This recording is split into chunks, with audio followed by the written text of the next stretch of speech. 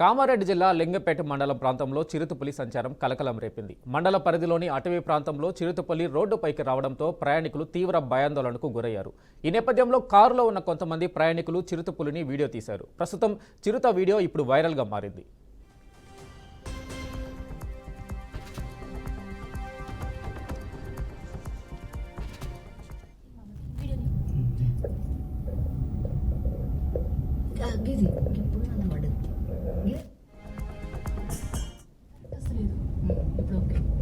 పన్నదా అదే పన్నది తెల్లగుంది కదా మరి చింతపులి గుడ్డలెక్కుంది తీ మామతి వీడియోని గిది ఇప్పుడు అన్నవాడు గిది